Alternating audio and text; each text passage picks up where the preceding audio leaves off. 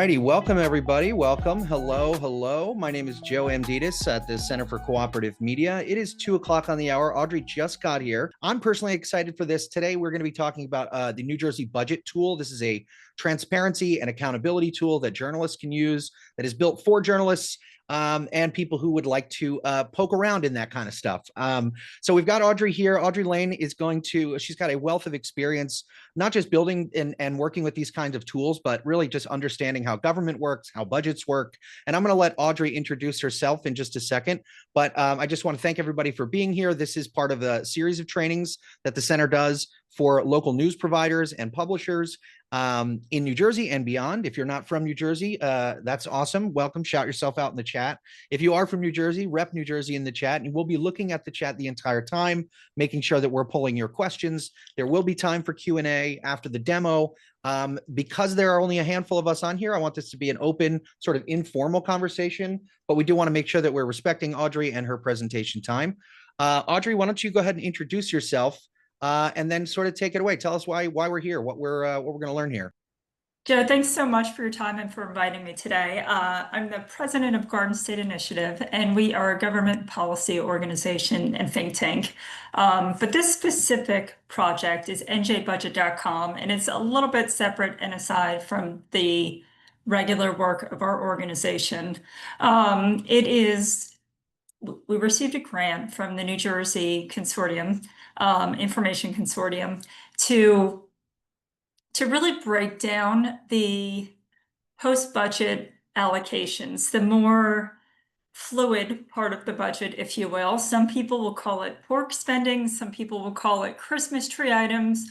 We are taking the middle of the road without a judgmental title for them and just saying the extra spending that goes on outside of the normal budget process, which is very well laid out, by the way. The New Jersey budget process and the line item allocations is very well laid out by the Department of Treasury of the state. And there are metrics that have to be made. There's reporting, there's a presentation that needs to be done in order to be considered for, a budget line item. In this case, this happens after that whole process. There's money, in this case over 770 million this year, that is allocated differently. And we're going to talk about that a little bit, about how you can look into it. But there are exchanges, there are agreements made. And when I talked to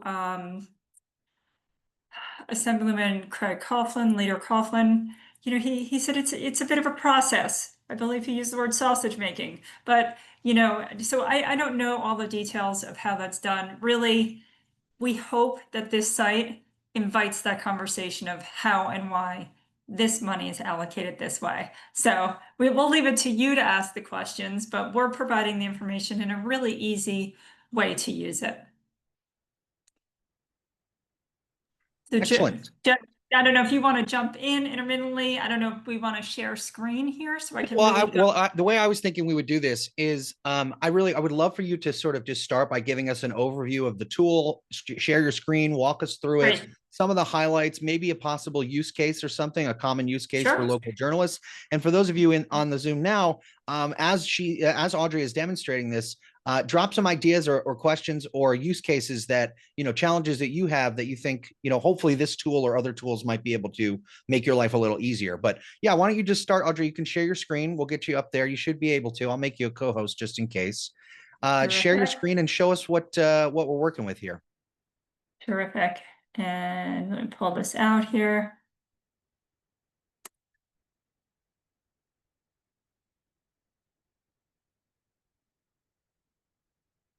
All right, so here we are. We're at njbudget.com. And per my overview, it's our goal that this site provides transparency into the hundreds of millions of dollars within the New Jersey state budget awarded to local governments, nonprofit organizations without the merit-based criteria that's outlined on the Department of Treasury site.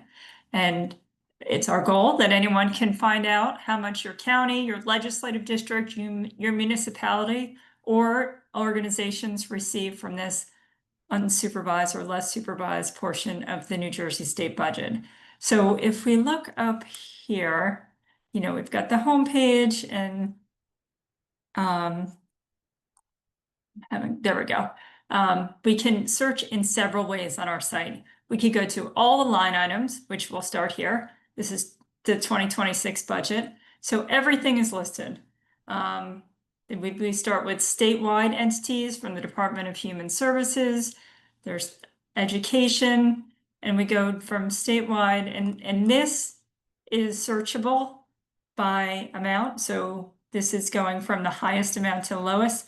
If you click on the right, and I think hopefully you can see my pointer here, you can go in the other direction and go from lowest to highest. And let's go through this. I want to go kind of line by line here to really explain it. We've got the county, some of them are statewide, but that's only a portion of it, or the municipality or the legislative district.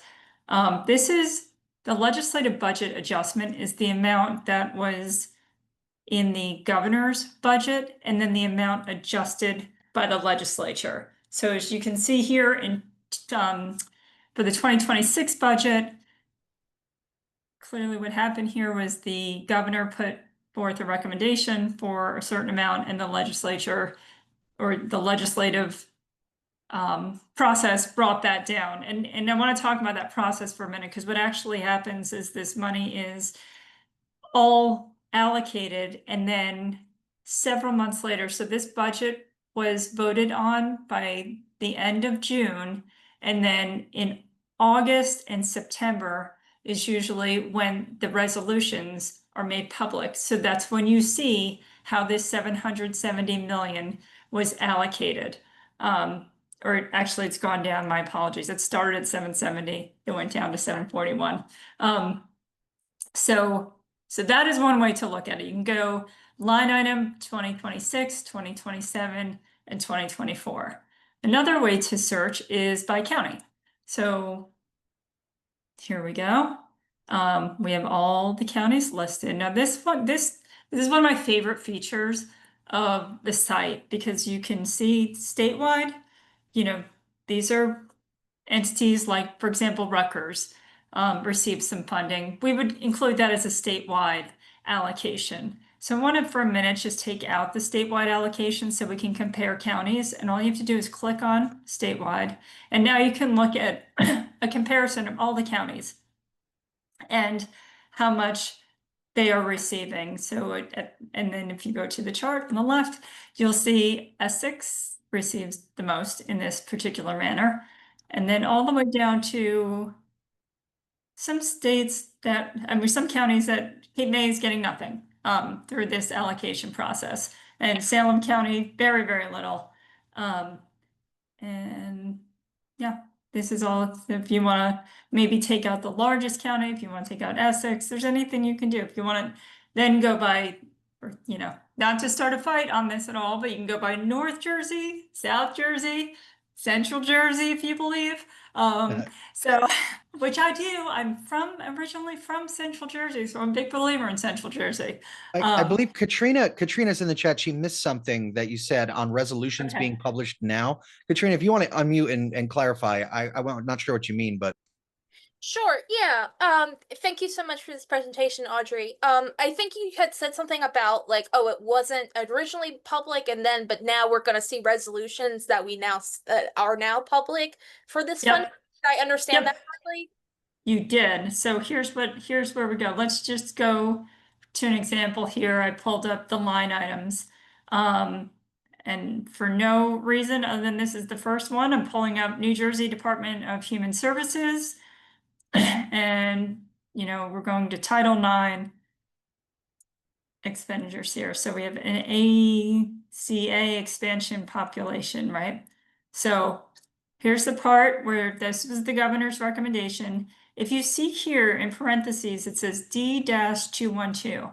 That's exactly where you can find this recommendation. And if you scroll down here on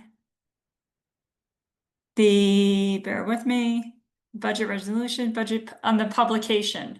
So here are all of the sources for what we are printing here. So we culled all of the information from the budget resolution, the current budget publication. These are all of the government documents. And what we did is pulled it and made sure that it was available for you in a searchable way. So here we go. Here's the appropriation. And we'll go to the details on human services. And we'll see that's grant and aid, right? So bear with me here. We're going to pull up budget, publications, the appropriation handbook.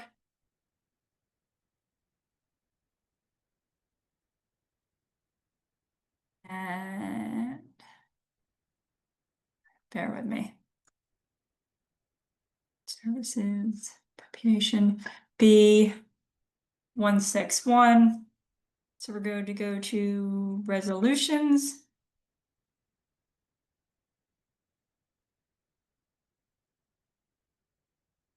Just having trouble only because my screen is, there we go.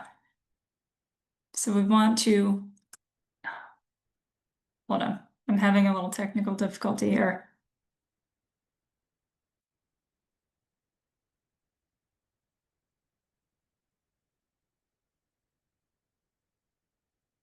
Go to, we go, ACA expansion population is the one I clicked on. So then we want to go here to the legislature, keyword ACA expansion, search, one record.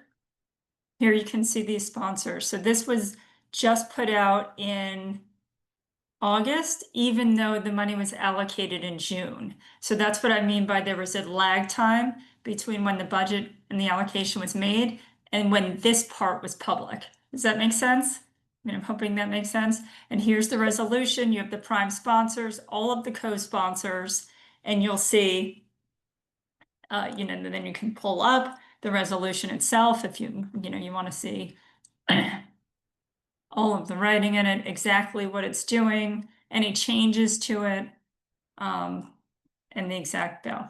So that's how you can kind of reverse engineer exactly what we can do for any of the expenses. Here we go. Thank you. So, okay, does that make sense? Yes, it does. Thank you. Okay, sure. And my apologies, I'm not as tech savvy as I'd You're love to be fine. No, here. you're fine. Okay. I've seen way worse. Trust me. You're fine. The fact you got the screen share up like that was all I needed to see. I wonder if you could talk about maybe some of the, maybe not use cases, but some of the things that you've seen folks use this tool to accomplish journalistically. Like what were some surprising things that people were able to find? And I'm tempted to even set our attendees off on a scavenger hunt to see if they can find the weirdest or most interesting or curious bit of data or comparison here. But what's something that you've had someone tell you that they found, or that you found yourself in here, that surprised you or made you go, huh? Yeah, so one of them is one and the same. It's if we look at some of the higher ed spending, there's been some questioning as to why some of our state colleges are receiving money year after year, hundreds of thousands of dollars in this way. Why isn't the money going through the Department of Higher Ed? So, that is something that I think raised some question marks. And then there's another question about, I'm going to go to line items here. All of them is, why,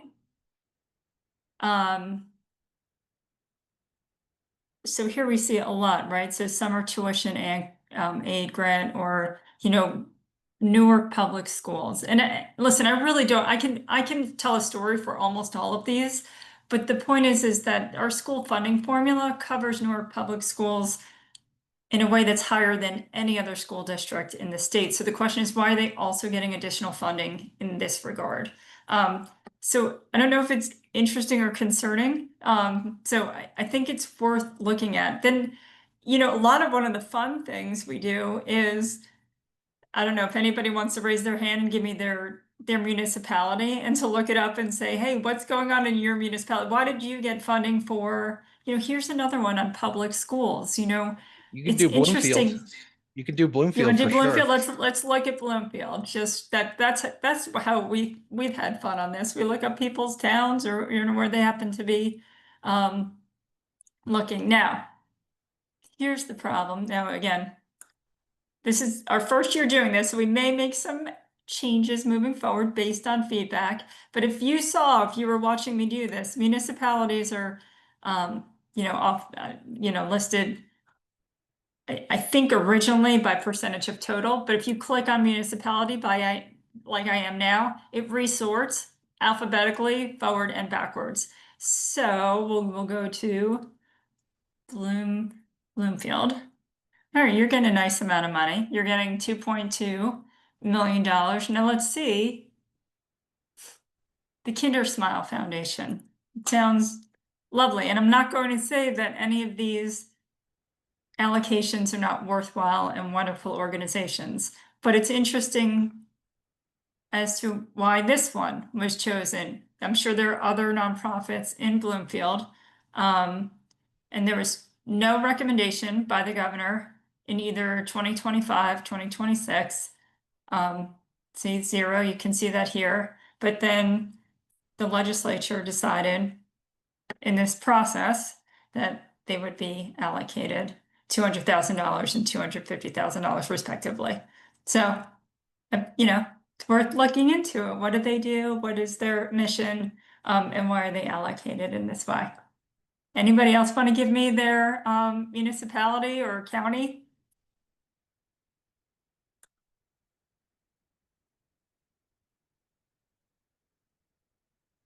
All right, I'm going to do where I am right now. Sorry, we got some in fun. the chat. I forgot you don't have the Okay. chat open. Sorry, we've got I Camden. don't, Everybody's just 'cause I asking need for to- Camden for sure. Camden. Oh, great call. We will go by municipality again and Camden. So you can see they're getting a nice amount as well. Let's see what's going on in Camden. Volunteers of America Reentry, Cooper University Healthcare. Here we go, Rutgers, Camden, Camden Community Partnership, more Rutgers. The Camden Loop for the Community Partnership. See, this is where you get into these research projects of what is the community partnership? What is their mission? How long have they been around? What is their relationship to, other organizations in the state? And why, for example, in Camden, why are they getting their fire hydrants replaced in this way versus other municipalities where that's your property tax? So why is everyone in the state contributing to Camden's valve and fire hydrant replacement is, I think, a worthwhile question. What is Joseph's House or Project Hope? The Puerto Rican Unity for Progress. These are things I'm sure a lot of people in the state don't know that their money is going to the Puerto Rican Unity for Progress project. They didn't get anything this year, but somebody asked for it. And if they're on here, they receive money at some point, but this year they did not. So that's Camden's a good example. I'm gonna say, yeah, here we go. Last year they got Camden Loop is public 100,000. transit. Yeah. Oh yeah, okay. Let's see. Very interesting. Katrina also says the Education Law Center may know the answer with SDA districts regarding Newark. Interesting. Yeah, I don't know what Joseph's House is. I'm sure they do great work. I'm curious as to, they didn't get any money this year. It doesn't look like any was asked for either. But in the past 2 years prior to that, they received 600,000. And then sometimes I think there's duplication of efforts. There could be a county municipal organization that is providing a similar service. So why is one receiving money in this way and one is not? And then duplication. E. Rubin in the chat says they hire a lobbyist or their member makes the request. That's how. So this is that, great. I like this because it's a perfect example of, the tool is one thing. The tool is a tool, but it requires the local insight, the local information, and the knowledge that the reporters bring to it.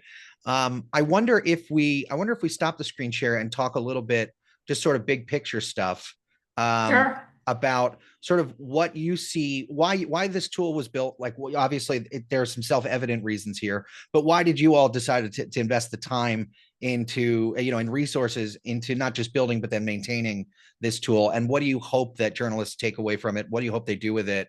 And how would you like them to incorporate that into their workflow? So thank you for all of those questions. At the time we started talking about this, there was a lot of national attention on how tax dollars were being spent.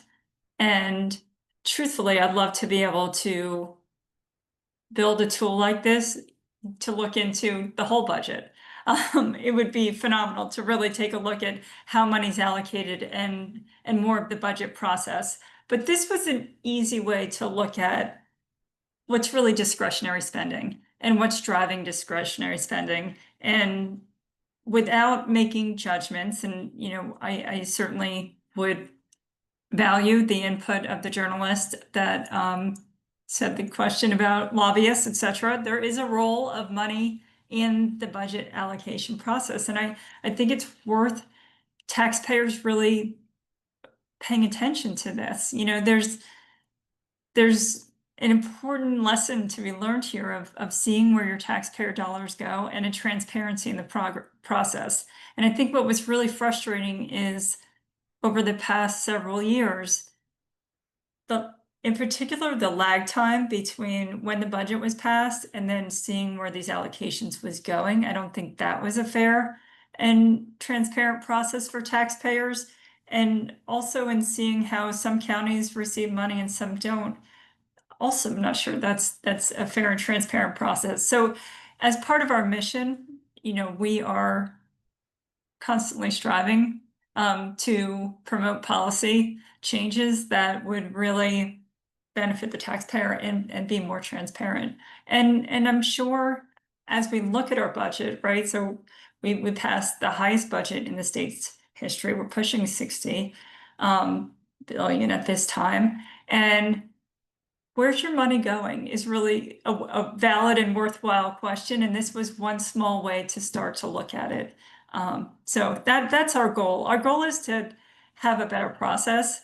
And in an ideal world, I know this doesn't happen. I actually was asked this question by members of the legislature. What's your end game? I said, well, I'm a think tank. My end game is to stop all of this type of spending. But the realist in me says that won't happen. So maybe let's just peel it back a little. This has gotten a little out of hand, this kind of spending in this way. And I'd like to, see a little bit of a public accountability for why this is being done and how. Excellent. Excellent. Any questions from the attendees here? Feel free to just, either raise your hand or unmute and ask.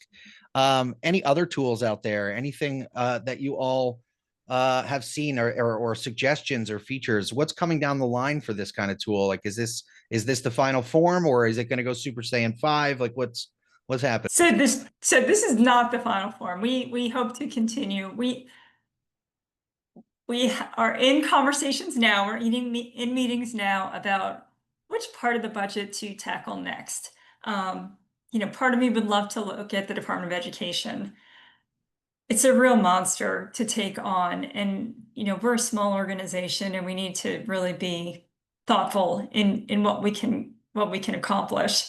So I think there's a Department of Community Affairs that a lot of money goes through, and the allocations are made in a similar way, where it's more of a budget that's then allocated. And I think it's important for us to look at that next, and I'm excited to see what we can uncover there as well. So these are all, if we can start to just look at it a little bit at a time and get a little more transparency and see how our money's going through, I think that would be great. I did see a comment. So now that I'm not sharing this screen anymore, I thought something was a little bit funny, or just wanted to at least reply to the Rutgers programs are not statewide. Agreed. There were some decisions we had to make. These are certainly programs that are available to everyone in the state. And some of them were the allocations are winding up. It's not even a program or something that can benefit everybody in the state. At least for the Newark Rutgers program, you could. If you wanted to go to Rutgers, Newark, you could. But there's fire hydrants in Camden. None of us are going to get use out of that. So I think that was a little bit of the thought process in how we, we allocated. We thought we were generous in our allocations of that because then Newark and Camden would actually be even higher. Does anybody have any other questions? Or I'm also open, as we are building this, another segment of the budget that you'd love to see us dive into. I'm really curious since we have people who are engaged on the call. I don't see any in the chat, and I think that would be really cool. My one question is, this may not be, but are there plans for, or does it have any API access or capability? For example, is there any way we can plug that tool into our other tools, or is that that's on the whiteboard for now still? I am not familiar with how that can happen, but I'm happy to jump on a call with our web developer team and see if there's something we could do there. I'd be happy to allow better access for any of you. Is it possible, like, is there any plans in the work to like get notifications when certain data sets change or are updated, for example? That's a great idea. See, this is why we all talk, to make it better. Like I said, this is something we got up and running in about 6 weeks, which was shocking, including all years. And while it is complete in its presentation now, there's all sorts of things we've been talking about, different ways to sort, different ways to search. One of my frustrations with it, and you may come to this, is, in the municipalities, you can't type in the municipality, you have to actually go through alphabetical order. And some of it was, in an effort to contain costs, and there's certain things that we did, and it's not that hard to look alphabetically, but it's one of those where at the end of the day, I really want to change that. So there's still room for improvement. See, I can see Mr. or Ms. Broomman, who's on the call, is getting into it. Nan Tech World. What is that? We all want to know. How did they get 400,000? The last time I went by the building, it wasn't open, but I guess they're teaching classes there. Yeah, they Where is that? It's in the South Ward of Newark. It's I mean, I guess they teach tech classes too, in the neighborhood. But I was just surprised because I thought they weren't even open anymore, but I must be wrong. See, something new we learned, or maybe they're not open and they're still getting the money, which is an even bigger story. So that would be, who knows? I don't know the answer to it. So do we plan on uploading past budgets? We could do that too. We started with 3 years. We have a finite budget for this project right now. So the question is, do we go backwards or do we go forwards, or, do we start here? These are all kind of budgetary decisions that we're going to make. If there's an interest, I think people are more interested in kind of the present and moving forward, but it certainly would be interesting. I like the idea.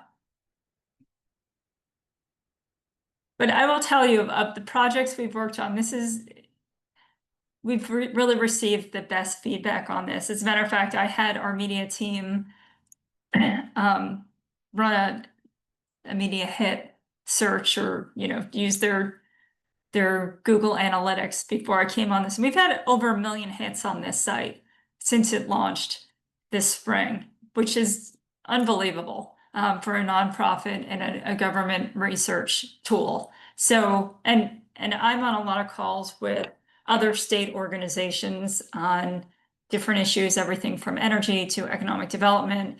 And I've really talked this up a fair amount. There are other states that are interested, other state think tanks that are interested in doing a similar project. So if we can really kind of start to spread this transparency, and how about if we did this on the national level, if someone took that on and took on all the pork spending in the United States of America, that would be a phenomenal project as well. I'm ambitious. Who would write about it, Joe? Who would write about that? That's a fair question. Which news outlet would start to write about that? I hear you. Okay, let's see. We're at half an hour. I mean, are there any other elements or aspects of this tool, excuse me, that we haven't touched on that you want to highlight? And for those in the audience, any particular use cases that you might find useful or interesting for this, please drop them. Maybe we'll have Audrey do a little rapid fire challenge to see if she can find, the data or something. Audrey?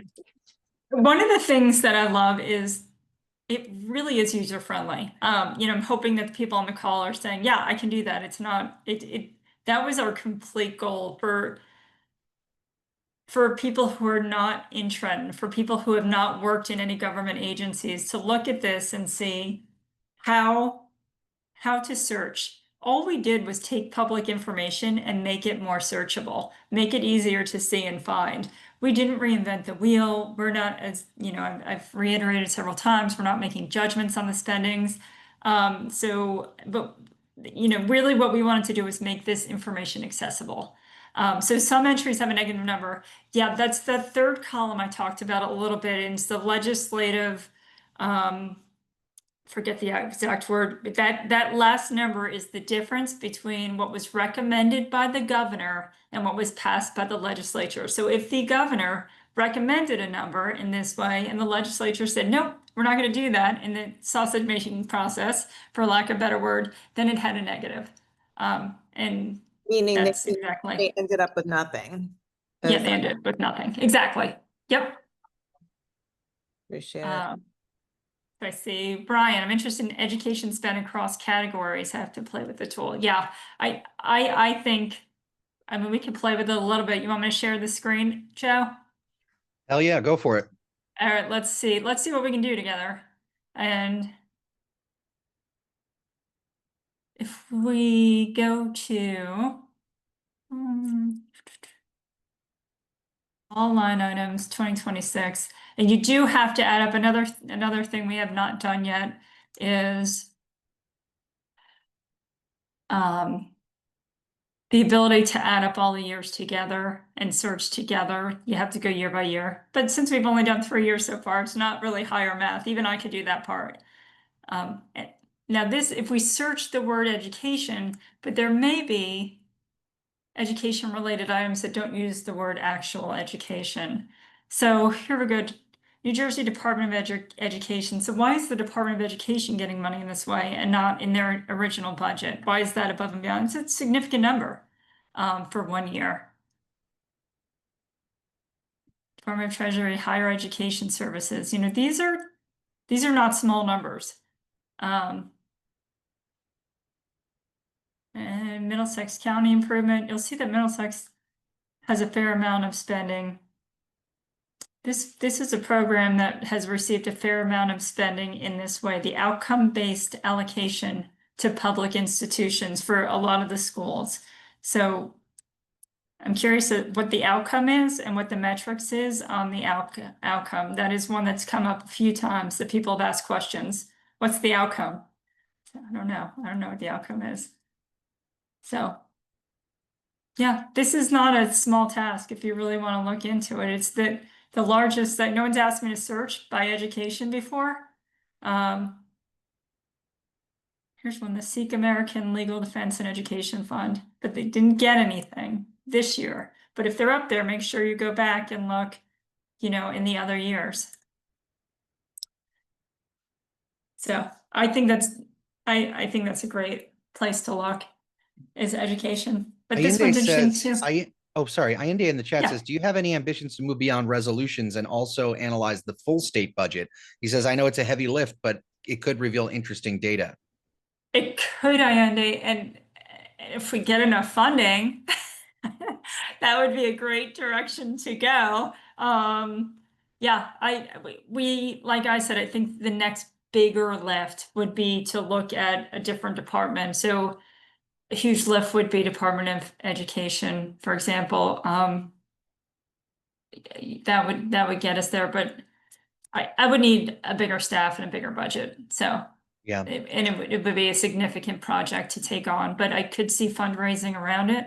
And what at the lack of, at the risk of sounding political, it could be really,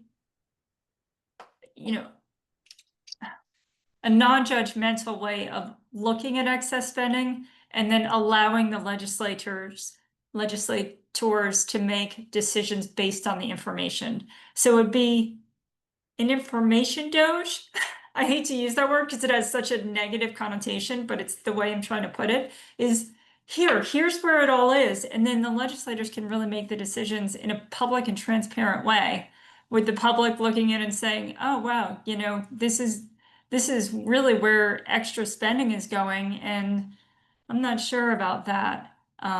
So a lot of the budget process lacks transparency. And I think, Ayande's point is well taken.